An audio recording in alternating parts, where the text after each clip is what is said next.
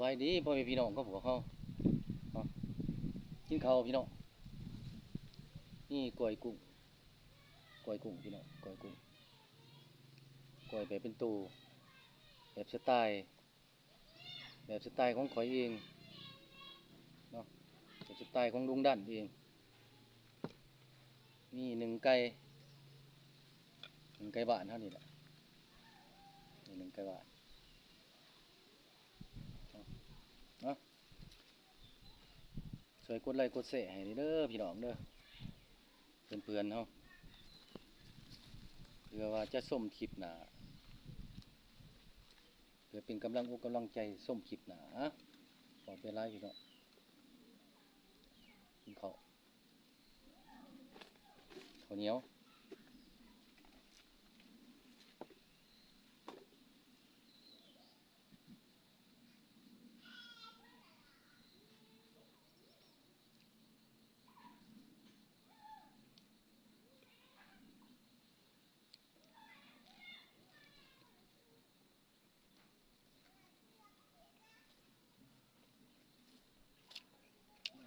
พักหลายพี่น้องพักโหระพา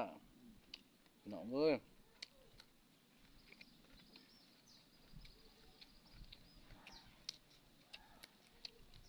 นกกอก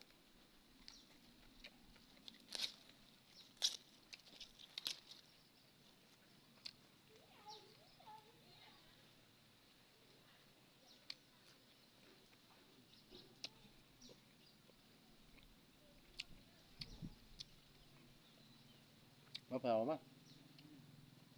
เ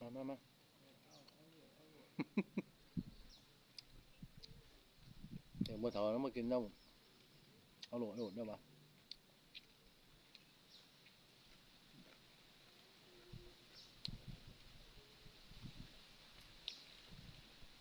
บัวแดงพี่น้องหลายบัวแดง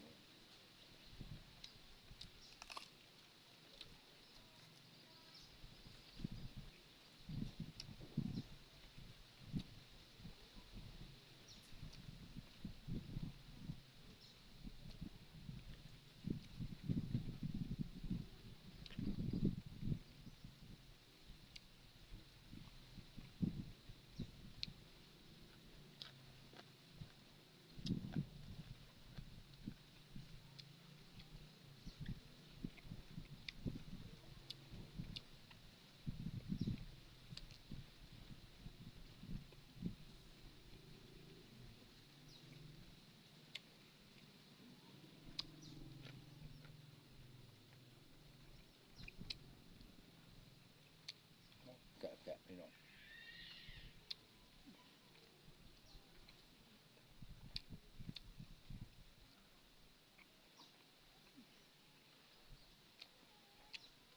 พี่น้องไก่กระบะน้อยเนาะ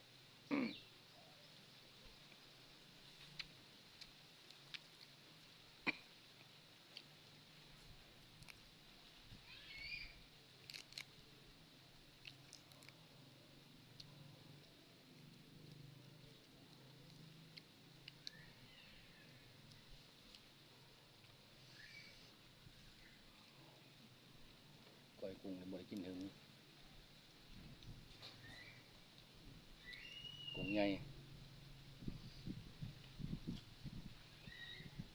กุ้งกลาง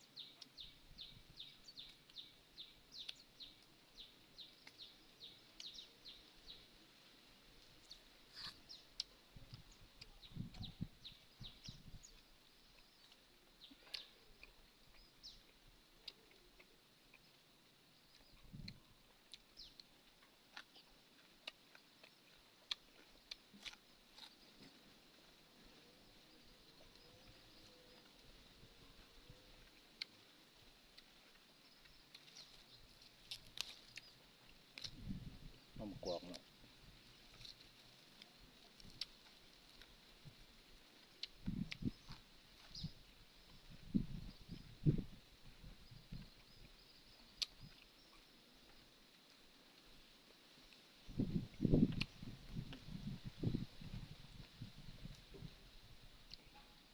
คุณสิตัวกับพี่น้องเอ้ย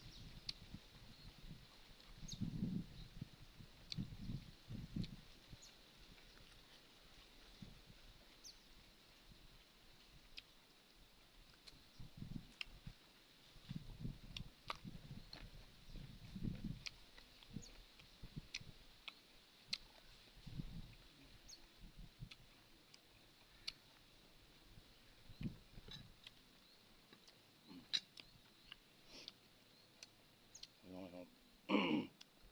มากิน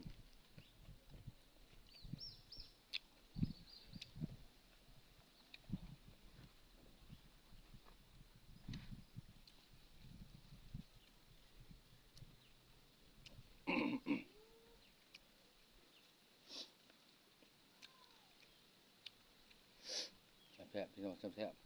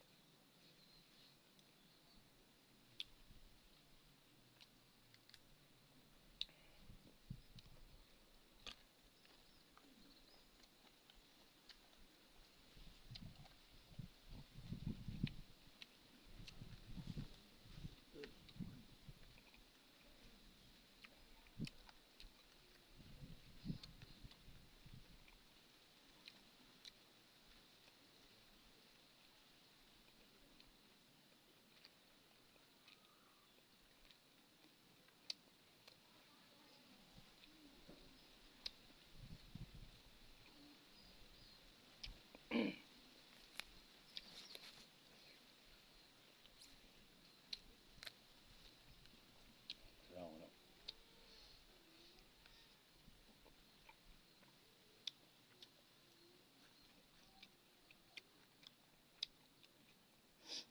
จวดจาดเนาะพี่น้องมันเผ็ดจวดจาดแล้ว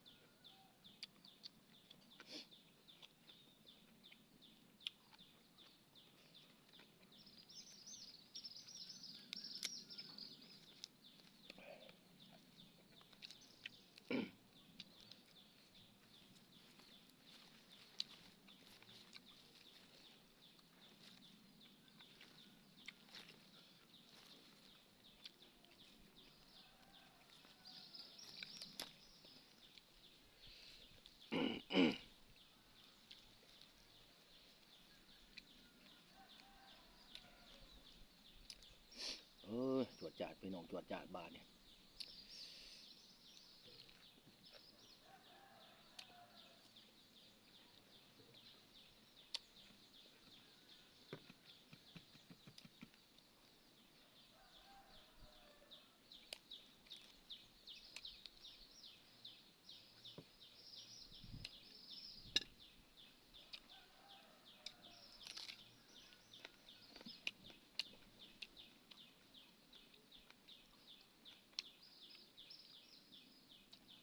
พี่น้องทุกคนนี่เราจากกันเพียงนี้บอกขออะไรขอแรงใจกดไลค์กดติดตามมาเลยเด้อพี่น้องเพื่อเราส้มกินหนาพี่น้องจะมีมาพอกันใหม่สวัสดีพี่น้อง